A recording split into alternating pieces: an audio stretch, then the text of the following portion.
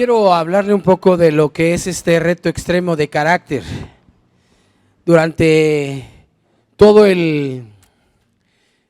Le voy a hablar de él, déjeme decirle, porque yo creo que es de parte de Dios. Es un evento, una herramienta muy importante para que los hombres conozcan, se encuentren con Dios, para que se genere un compromiso fuerte con ellos.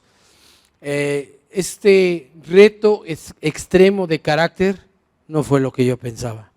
Mientras nos preparábamos para ir, frecuentemente le decía a mi hijo: te voy a ganar, te voy a ganar. Porque el reto extremo de carácter, pues tiene que ser Cristo, el carácter extremo, ¿no? El estándar máximo. Y yo dije, no, pues si hablamos de el carácter de Cristo: amor, gozo, paz, paciencia, bondad, benignidad, fe, mansedumbre y templanza, los 9 frutos del Espíritu.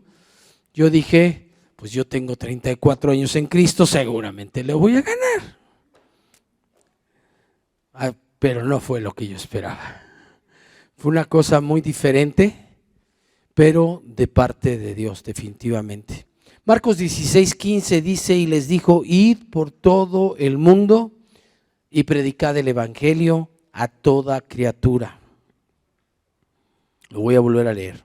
Marcos 16:15 dice: y les dijo, id por todo el mundo y predicad el evangelio a toda criatura. El que creyere y fuere bautizado será salvo, mas el que no creyere será condenado. Y estas señales seguirán a los que creen: en mi nombre echarán fuera demonios, hablarán nuevas lenguas, tomarán en las manos serpientes, y si bebieren cosa mortífera no les hará daño. Sobre los enfermos pondrán sus manos y sanarán. Así es que este reto extremo de carácter tiene que ver con una gran herramienta de alcance y reconciliación para varones. Tengo la pena de decirle a las damas que no hay rec para ustedes todavía, o no lo conocemos, yo no lo conozco, pero durante 72 horas los varones que van son sometidos a diversas pruebas que los hacen reconocer sus prioridades: reconocer a Dios, su dependencia de Dios, su necesidad de Dios, y también les hace reconocer lo trascendente y lo importante que es su familia, su esposa y sus hijos. Así es que es una herramienta sensacional para que los hombres se encuentren con Dios, se reconcilien con Dios. Fue extraordinario ver cómo Dios me fortalecía y me llevaba a alcanzar las metas. Nunca, y de verdad lo digo con todo mi corazón, nunca hubiera logrado lo que logré en ese lugar sin la ayuda de Dios. Nunca imaginé poder hacer todo lo que hice en el REC, en este reto extremo de carácter. Tuvo que haber intervenido Dios de una manera poderosa. Yo estaba muy sorprendido mientras avanzaba en las pruebas, cómo Dios se manifestaba a mi propia vida y lo veía en la vida de otros. Así es que fue muy interesante. Yo creo que esto de las prioridades es algo que todos debemos de entender y comprender. Si usted ya conoce al Señor, no se le olvide lo que son las prioridades. Tengo 34 años en Cristo y frecuentemente tengo que estar revisando mis prioridades.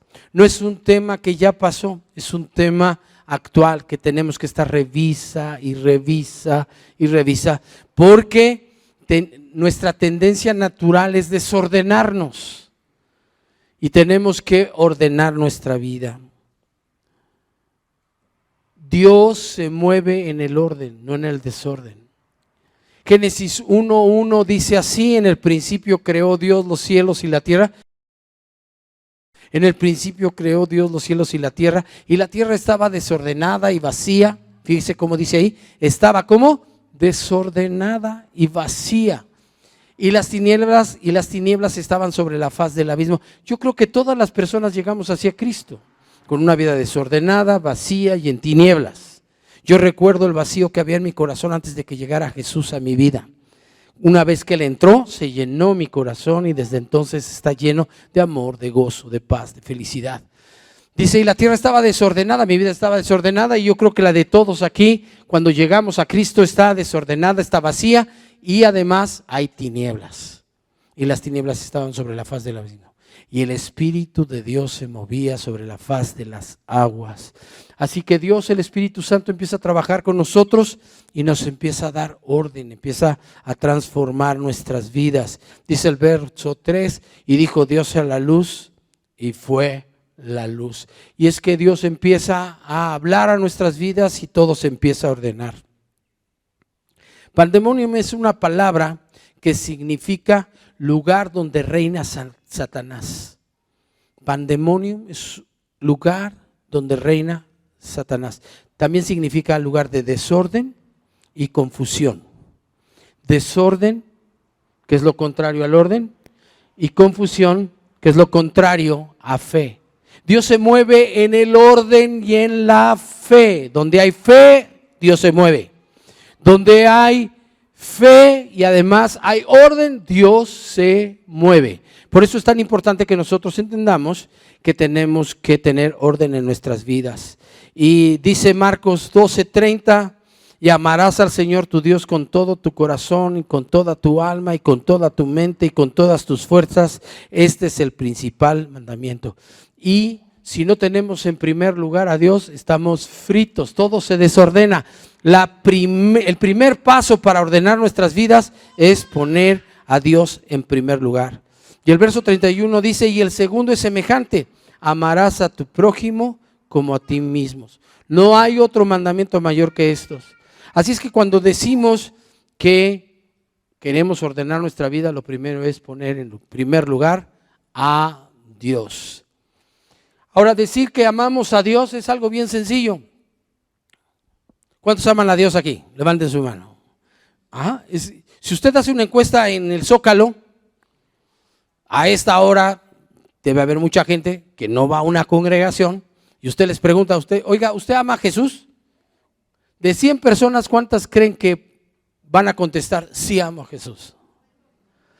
Pues unas 90 personas, hasta podríamos llegar en ocasiones hasta 99, ¿verdad? Pero vamos a dejarlo en 90, vamos a ser cuidadosos con los números. 90 personas seguramente iban a decir que aman a Jesús. Por ahí a lo mejor se encuentra uno ateos y cosas raras, pero vamos a decir que 90 personas. Si usted les aplica la escritura, seguramente van a quedar menos. Por ejemplo, Juan 14:23 dice, el que me ama, Jesús le estaba contestando a uno de sus discípulos y el que me ama, y yo casi puedo ir así, redoblar los tambores, ¿no? Como le hacen en el circo, que todo está así en suspenso. Los discípulos, ¿qué, Señor? ¿Qué? ¿Me hago harakiri? ¿Me aviento a un precipicio? ¿Dejo que me crucifiquen como a ti? ¿Qué hago? Y Jesús contestó, el que me ama, mi palabra guardará. Entonces, ir allá con esos 90 personas y decirles, a ver, dime un versículo de la Biblia. ¿Cómo cuántos podrán decir un versículo de la Biblia? Pues pocos, ¿no? Yo creo que pocos. A lo mejor algunos se acuerdan que el Padre Nuestro está ahí metido y dice, Padre Nuestro, ¿no? Entonces vamos a decir que pasaron la prueba. Está difícil la prueba, ¿verdad? Pero vamos a decir que esa prueba le dejó como unos, ¿qué serán? ¿20? ¿Les parece? 20 que sí se acordaron que había por ahí el Padre Nuestro y lo dijeron. Seguramente no muchos se acordarían de eso, pero vamos a dejarlo así. Lucas 6:45 dice así, El hombre bueno del buen tesoro de su corazón saca lo bueno, y el hombre malo del mal tesoro de su corazón saca lo malo, porque de la abundancia del corazón habla la boca. ¿De qué habla una novia que está a punto de casarse? De su mamá, de su trabajo. No, en su corazón está el anhelo de llegar a ese día de la boda. Y yo creo que este mover en el corazón habla y saca por sus labios eso que hay en el corazón. ¿De qué habla un fanático del América? Del Guadalajara. No. ¿De qué hablan los fanáticos del Puebla? Que fue un robo este fin de semana, ¿verdad?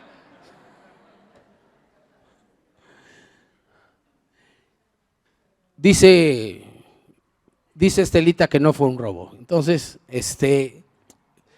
la gente habla de aquello que tiene en su corazón. Así que vamos a los 20 y les decimos, ¿de qué hablas el 60% de tu vida? Digo, ya no le estamos pidiendo que el 100% del tiempo, no le estamos pidiendo que el 80%, barato, un poquito más de la mitad del tiempo. ¿De qué hablas? Si no habla de Jesús, entonces no está en su corazón como para decir que es lo más importante en su vida. Yo quisiera hablar todo el tiempo de Jesús.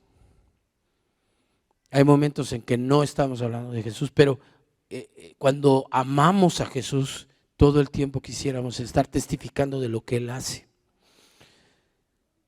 Así es que de los 20, ¿qué dejamos? ¿10? Ahí va, baratona la cosa, y estoy siendo muy optimista. Mateo 7:15 dice así: guardaos de los falsos profetas que vienen a vosotros con vestidos de oveja, pero por dentro son lobos rapaces. Por sus frutos los conoceréis. ¿Acaso se recogen uvas de los espinos o higos de los abrojos? Así todo buen árbol da buenos frutos, pero el árbol malo da frutos malos. No puede el buen árbol dar malos frutos. No puede el buen árbol dar malos frutos, ni el árbol malo dar frutos buenos. Si nos metemos un poquito en la vida de las personas de esos días que quedaron, ¿cuántos quedarán que tienen buenos frutos? De los que encontramos en el Señor. Es fácil decir yo amo a Jesús, pero no es tan real. Decir amo a Jesús tiene que tener frutos, tiene que tener frutos. Hay 4 frutos que uno puede percibir en la gente que ama a Dios. Cuando una persona ama a Dios, ora. Cuando una persona ama a Dios, ora, busca a Dios. Dice Proverbios 8:17, yo amo a los que me aman y me hallan los que temprano me buscan. Si usted ama a Dios, usted está orando. Si usted ama a Dios, está en la búsqueda de Dios. Si usted ama a Dios, esto que este ejercicio que hicimos terminando la alabanza, de buscar con nuestro corazón conectarnos con la presencia de Dios, es algo que cotidiano, es algo que usted vive frecuentemente. Es el pan de cada día, porque usted busca conectarse con la presencia de Dios. Un segundo fruto está en Juan 14:23, que ya leímos: el que me ama, mi palabra guardará. No significa guardarla en el librero o debajo del colchón o debajo de la almohada.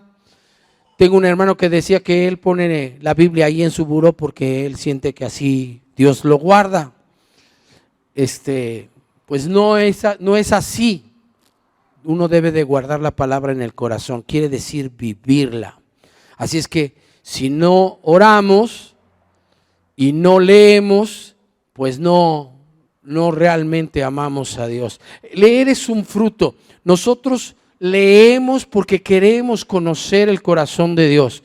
Si nosotros, ¿cómo vamos a guardar la voluntad de Dios si no la conocemos? Y para conocerla primero hay que leer Después de leer hay que meditar y memorizar, y después entonces podremos vivir. Pero si nosotros no leemos y no queda algo en nuestro corazón de eso que leímos, es muy difícil que podamos vivirlo.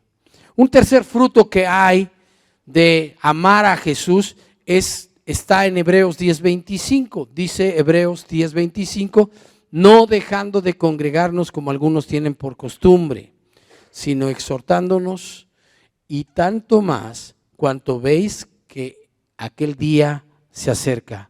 Tenemos que congregarnos, tenemos que reunirnos y estar en la presencia de Dios juntos. Jesús dijo que donde 2 o 3 están reunidos en su nombre, congregados en su nombre, ahí está Él en medio de ellos. Por eso nos reunimos, para buscar juntos la presencia de Dios. Orar, leer, congregarse. Y hay un cuarto fruto que estoy seguro que cada persona que ama a Dios vive, y es servir. Juan 12:26. Podrías regresarte al 24, yo sé que te meto en problemas, pero me gusta mucho el verso 24. Dice el verso 24 así: de cierto os digo, que si el grano de trigo no cae en la tierra y muere, queda solo, pero si muere, lleva mucho fruto. 25. El que ama su vida, la perderá, y el que aborrece su vida en este mundo, para vida eterna la guardará. Verso 26, que es a donde quería yo llegar. Si alguno me sirve, sígame, y donde yo estuviere, allí también estará mi servidor. ¿Cuántos quieren estar donde está Jesús? Hay una eternidad para los que aman a Dios junto a Jesús. Por eso tenemos que servirle. Dice ahí, si alguno me sirve, sígame, y donde yo estuviere, allí también estará mi servidor. Si alguno me sirviere, mi Padre le honrará. Qué versículo tan precioso, porque nos damos cuenta que Dios espera que le sirvamos y que estemos con Él. Cuando nosotros servimos a Dios, hacemos que el cristianismo, que nuestra fe tenga sentido, se manifieste. Cuando nosotros no servimos, hacemos del cristianismo una religión. Llegamos, nos sentamos, escuchamos, nos vamos. A la semana siguiente llegamos, nos sentamos, escuchamos y nos vamos. El servir le da sentido a nuestra fe. Hace que fluya a través de nosotros todo eso que Dios nos da. Por eso es tan importante que todos nos involucremos en el servicio. Así es que esta es la prioridad número 1. Primero, Dios. Y después tenemos la segunda prioridad es tú mismo. Amar a Dios, pero también, en segundo lugar, tenemos que amarnos a nosotros, porque no podemos amar a la gente más que a nosotros, ni menos que nosotros. Amar a Dios con todo nuestro corazón, con toda nuestra alma y con todas nuestras fuerzas. Pero el segundo es semejante, amar a nuestro prójimo como a mí mismo. Así es que primero, después de Dios, viene amarme a mí. Hay gente que tiene muy baja autoestima. Hay gente que tiene una autoestima que rechina cuando camina, se ve exagerado, se ve sobrado, se ve como que hay que aterrizarlo un poquito, ¿no? Como que hay que desinflarlo un poquito, porque esas cosas se notan, así como se nota la baja autoestima de una persona, también se percibe cuando una persona tiene una estima mucho más alta de la que debe de tener. Entonces, ¿pero por qué uno mismo? Porque uno debe de tomar tiempo para descansar y para alimentarse, para poder bendecir a otros, para poder servir a otros. Uno tiene que estar bien. La tercera prioridad es tu esposa. Si tú eres soltero, si tienes menos de 20 años, seguramente tu prioridad es tu papá, tu mamá, no tu esposa. Génesis 2:24 dice, por tanto dejará el hombre a su padre y a su madre y se unirá a su mujer y serán una sola carne. Por eso nuestra prioridad después de nosotros es nuestra esposa, porque con ella somos una sola carne, con ella vivimos 30, 40, 50, 60, 70 años, depende de cuándo te casaste con ella. Y con los hijos, a lo mucho, espero, 20, 25, 30, ya cuando pasan los 30 hay que darles una patadita santa para que salgan. Entonces, Dios, tú, tu esposa, tus hijos, tu trabajo y después el ministerio. Si tú trabajaras de tiempo completo, sería para ti tu trabajo, tu ministerio, y sería esa la prioridad. Déjeme seguir adelante. Algo que me pareció extraordinario en el REC, en el reto extremo de carácter, es el fruto. Es que el fruto es delicioso. El fruto que hay en esta herramienta de alcance es glorioso. Tienes que ir, Norberto, ponte buzo caperuzo. Génesis 1:28 dice, y los bendijo Dios y les dijo, fructificad. Mire, este es el primer mandamiento que le dio Dios al hombre. El más importante, ya lo leímos, que es amar a Dios con todo nuestro corazón, con toda nuestra alma y con todas nuestras fuerzas. Pero el primero que le dio al hombre, no es el más importante, pero es el primero que le dio, fue este de Génesis 1:28, fructificad y multiplicaos. ¿Me expliqué? ¿Se entendió? Una cosa es el primero en importancia y otro es el primero que dio. Y el primero que dio fue fructificad, el primero en importancia es amar a Dios con todo nuestro corazón, nuestra alma y nuestras fuerzas. Fructificad. Mateo 7:16 dice, por sus frutos los conoceréis. Todo buen árbol, dice el verso 17, todo buen árbol da buenos frutos.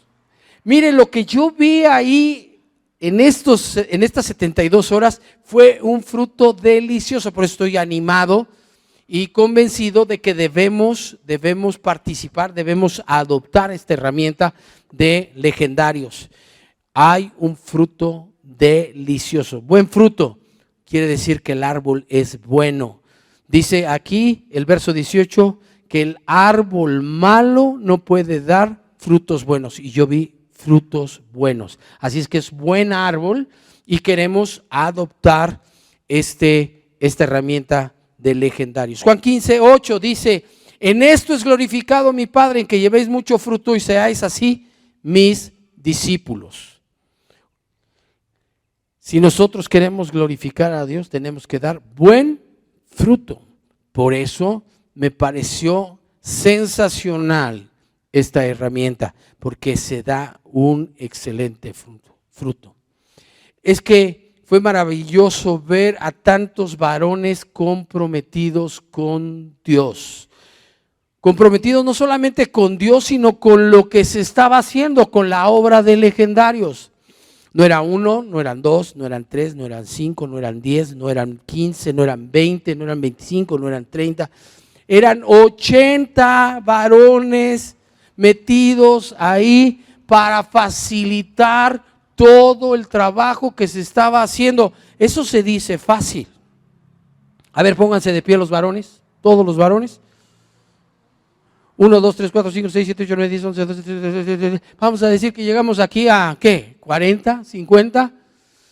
Había 80 varones. Siéntense, por favor, muchas gracias. Solamente era un ejercicio para ver cómo es que había 80 varones sirviendo, comprometidos con todo su corazón para servir en legendarios. Es algo muy especial, y eso me habla precisamente de lo trascendente que se vuelve esta herramienta para los varones.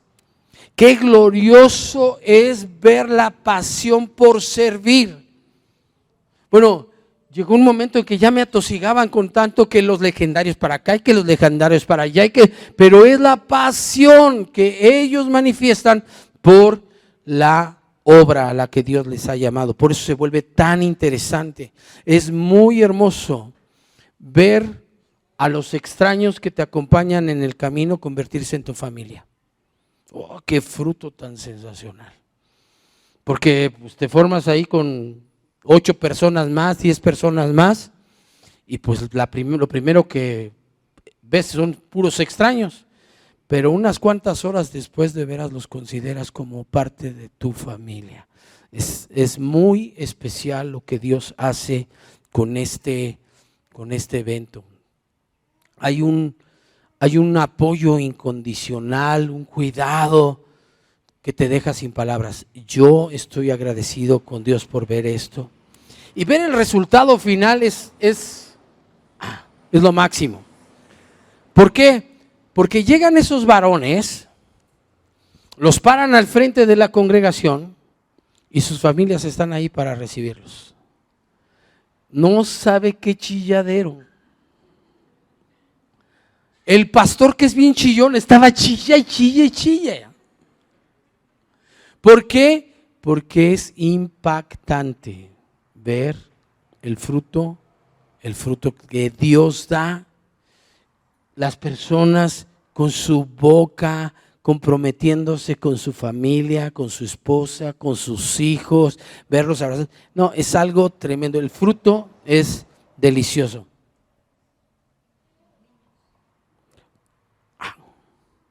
Entonces puedo hablar abiertamente.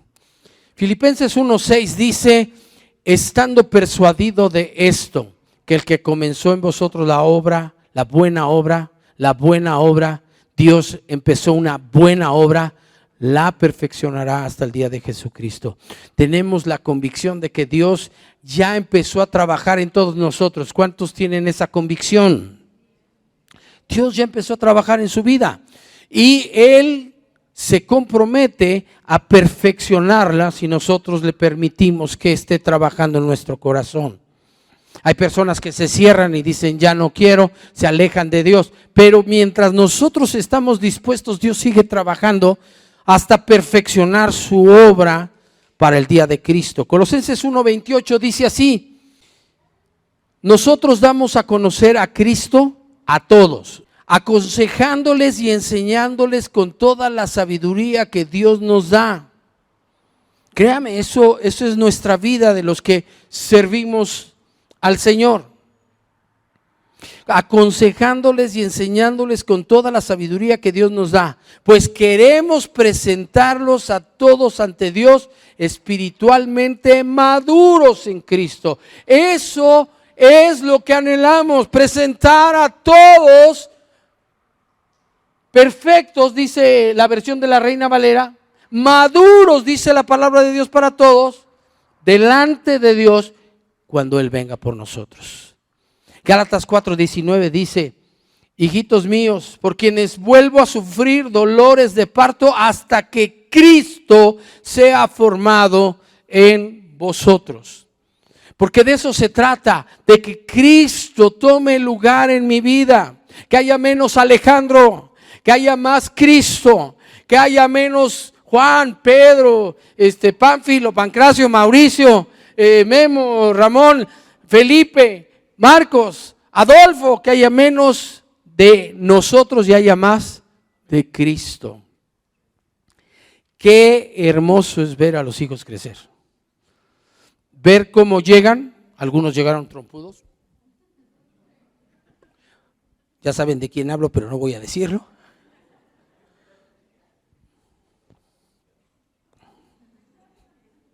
Te amo, Ramón.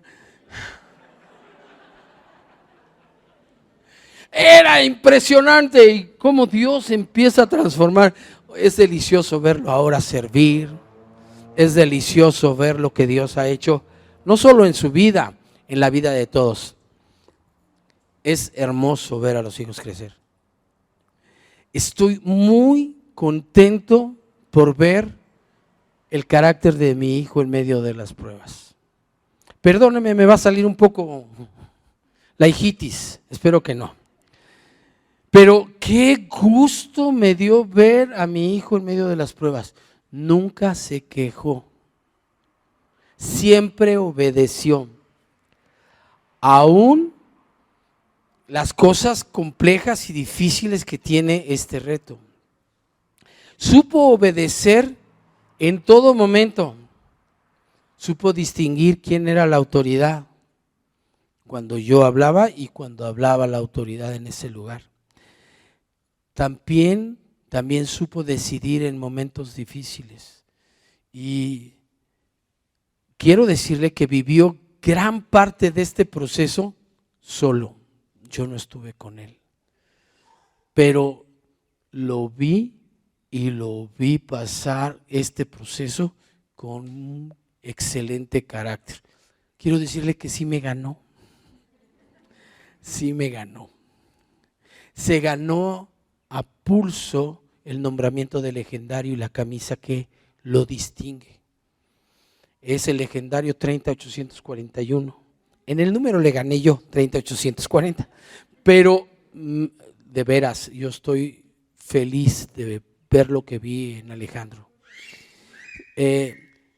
Durante el proceso, es un proceso difícil donde nos someten a varias pruebas. Yo lo vi muy preocupado por mí, pero no solamente por mí, preocupado por todas aquellas personas que estaban en el grupo y que muy probablemente, o al menos se veía, que probablemente no iban a terminar. Eso habla de su gran corazón y me bendijo mucho. Y hasta ahí de Alejandro, ya se me acabó la hijitis. Quiero hablarle de otra cosa que viví en este rec. ¿Sabe? La honra no se cobra. Uno no anda por ahí y dice, yo soy pastor, así es que me tienes que honrar. Yo tengo 63 años y tú tienes 10, así es que hónrame. Uno no puede cobrar la honra. La honra se paga.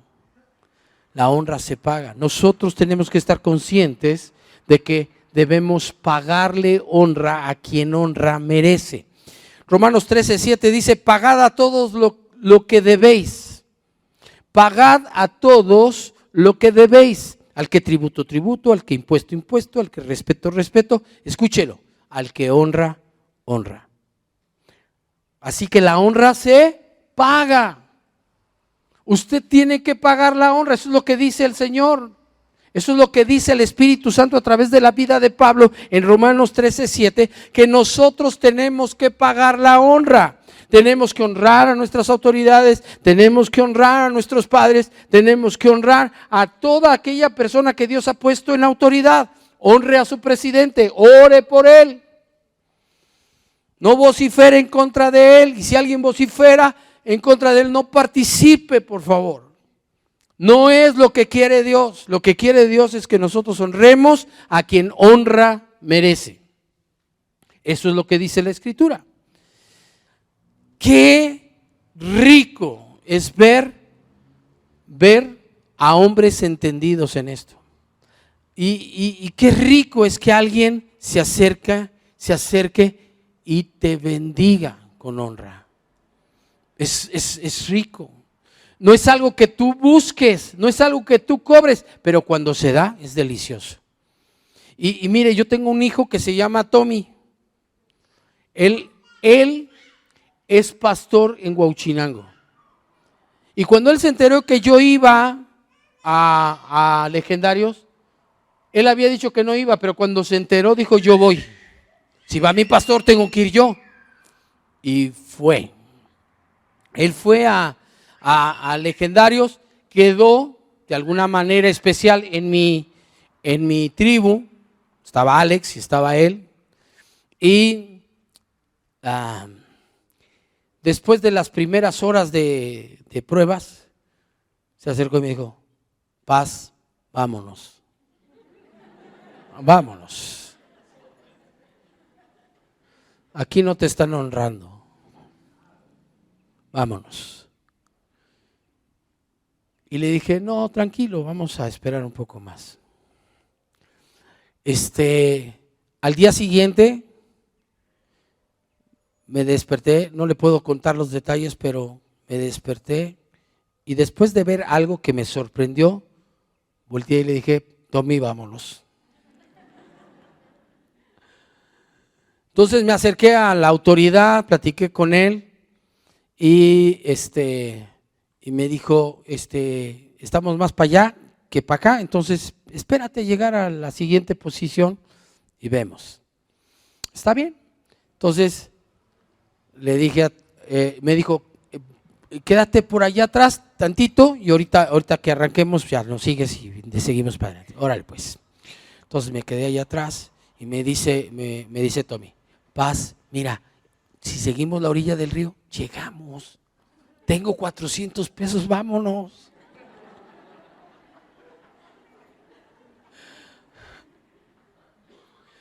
Era honra. No era algo que yo estaba buscando, pero es algo muy valioso y es algo delicioso. No es algo que pides, pero es algo que Dios permite que reciba a aquellos que le honran, porque Dios honra a los que le honran. Es que Tommy es un buen hijo, pero es también un buen siervo.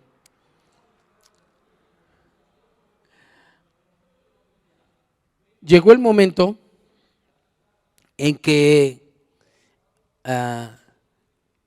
él vio a mi hijo y decidió acompañarlo a él por la ruta que él llevó. Ya no porque yo fuera y iba conmigo, sino ahora porque él decidió cuidar a mi hijo. No iba a ir, me estabas usando para que nos fuéramos. Y cuando vio a Alex tomar la decisión de seguir adelante por una ruta específica, diferente a la que yo tomé, él decidió acompañarlo a él por todo el camino. Y eso me bendijo mucho. ¿Por qué? Porque él lo hizo por amor y por honra. Y es delicioso tener hijos que te honren, que te bendigan. Le agradezco tanto esa decisión porque aligeró mi carga. Porque mi hijo tiene 16 años, entonces que agarre monte solo sí estaba medio afligido, ¿no? Entonces fue para mí una decisión que él tomó de mucha bendición. Siempre estuvo dispuesto a ayudar, siempre dispuesto a honrar, siempre bendijo mi vida. Y yo le quiero animar, pague la honra a quien honra merece, a sus padres, a sus abuelos, pague la honra a sus jefes en el trabajo, pague la honra. La honra es algo que Dios nos pide que demos, que ofrezcamos. Déjeme hablarle de la ayuda que hay en el REC. Me bendijo mucho la actitud de Benjamín, porque entre muchas cosas que él llevaba cargando, llevaba una mochila como 4 veces más pesada que la mía.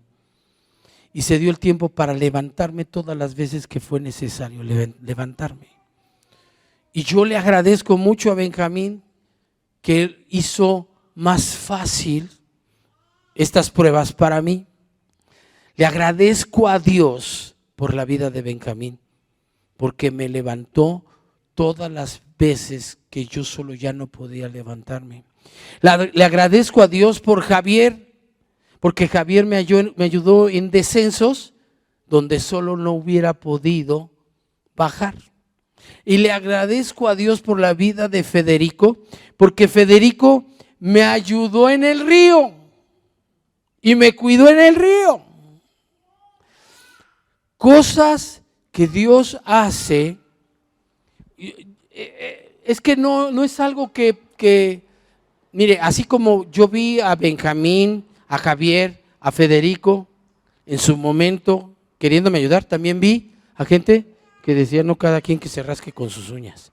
Y se nota cuando alguien está dispuesto a ayudar, pero también se nota cuando alguien no está dispuesto a ayudar en nada.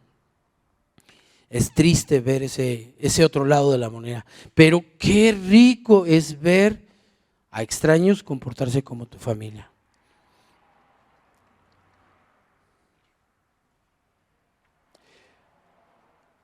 Tuve un momento muy especial con una persona. Es una persona que estaba en autoridad.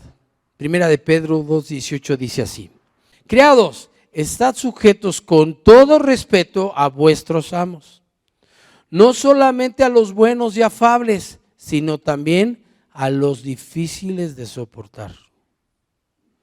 Qué difícil era este cuate. No se lo imagina. De verdad que lo más difícil del REC fue este cuate. Pero gracias a Dios por su sabiduría para no pelear con él. Gracias a Dios porque pudimos poner las cosas en claro sin pelearnos, sin entrar en un conflicto, solamente estableciendo la verdad. Gracias a Dios porque no me convenció para hacer lo que no quería y no podía y no debía hacer. Y gracias a Dios por usarlo para cuidar mi vida, porque a pesar de todo, fue una persona que cuidó mi vida. Y digo cuidó porque realmente hay situaciones complejas en este reto extremo de carácter. Dios me rodeó de gente muy amable. José es el ingeniero que diseñó todo el caminito para el reto extremo del carácter. Y se portó bien amable. Se acercaba y me preguntaba qué necesitaba, cómo podía ayudarme, y siempre estuvo cerca. Y yo le agradezco mucho su apoyo. Es que hay cosas muy valiosas en esto. Lalo, por ejemplo, un señor que abrió su casa para recibir a todos los que venían de fuera. Ahí comimos, quien necesitaba bañarse se bañó. Abrió su casa. Es algo muy especial que el hombre abrió su casa y estaba muy contento de abrirla completamente para toda la gente que era foránea. Llegó un momento en que yo me quedé sin calcetas y le dije, oye, véndeme unas calcetas, por favor. Sacó unas calcetas y me las obsequió. Me dijo, tenga, pastor, y no es nada. Yo creo que son detalles pequeñitos, pero infinitamente valiosos, muy valiosos. Eric, un muchacho que abrió su corazón, hubo un momento en el que él abrió su corazón y empezó a platicarme las situaciones que estaba viviendo, y pues era un joven de unos 28 años, así es que le dimos duro y a la cabeza. Fue una bendición tratar con él, es algo en lo que Dios me usa, así es que fue de mucha bendición. Julio, un líder, uno de los líderes más altos en este movimiento, estuvo dispuesto a aprender. Le di una enseñanza acerca de la autoridad y creo que eso cambió su perspectiva en algún sentido. Por último, quiero hablarle del compromiso. Es que me parece padrísimo ver el nivel de compromiso que hay en estos cuates. Se ponen su camisa con tanto orgullo y todo el tiempo andan sirviendo y todo el tiempo se consideran hombres inquebrantables. Todo el tiempo quieren hacer lo que les ha sido encomendado hacer. Todos involucrados, todos trabajando, todos comprometidos, todos amando la obra, todos amando el llamado que recibieron. Todos saben que es trascendente lo que hacen. Se trata de ganar almas para Cristo. Y eso es lo que más bendijo mi vida. El fruto. Hay una que otra cosa que no me hizo mucha gracia. Por eso le vamos a filtrar el asunto, pero de que es una herramienta hermosa, preciosa, que ya viví, ya experimenté y que ahora puedo decir, vamos a abrazar, vamos a adoptar esta herramienta por el fruto, simplemente por el fruto. Es algo delicioso. Así es que en Tabasco parece que hay una fecha en marzo. Necesitamos confirmarla. Ahorre, porque sí cuesta carito ir a Tabasco, prepararse, y además el el evento es caro, prepárese. 4,500 pesos cuesta el evento. Nos dan alimentos, nos dan lo que se requiere para estar en el evento, y obviamente me imagino que tiene un costo la ruta, etcétera, muchas cosas, pero prepárese porque de verdad es un excelente oportunidad. Sobre todo, invite a otros varones. Invite a otros varones. Para los jóvenes creo que va a ser un desafío sensacional. Mi hijo estaba feliz. Yo decía, bueno, me sorprendió, no voy a decir todo lo que decía, pero yo creo que es una oportunidad que Dios nos da para ganar y reconciliar a varones con Dios. Cierre sus ojos, vamos a orar. Señor, queremos darte las gracias por darnos el privilegio de conocer una herramienta tan especial para ganar y reconciliar a varones con el Altísimo. Señor, te amamos, te bendecimos, te damos gloria, te damos honra, te damos alabanza y te pedimos, Padre, en el nombre de Jesús, que nos des la oportunidad, que nos des el privilegio de atraer esta herramienta al manantial. Estamos convencidos de que tú quieres usar esta herramienta para ganar varones, para comprometerlos, para consagrarlos a ti. Estoy convencido, Señor, de que tú me llevaste a Tabasco para ver todas estas cosas que son deliciosas, que son un fruto delicioso para tu reino, y es algo que anhelamos, es algo que yo deseo ver en el manantial. Bendigo lo que tú, en medio de todo este reporte de este viaje que hice, hayas hablado al corazón de las personas que aquí están. Yo sé que tu Espíritu Santo está aquí y que a cada persona les sembraste tu palabra, les hablaste de lo importante para cada uno de ellos con respecto a su necesidad. Y te pido, Padre, en el nombre de Jesús, que lo que tú sembraste y hablaste al corazón el día de hoy, tú lo fructifiques, que dé fruto al 100 por 1. Gracias, Dios.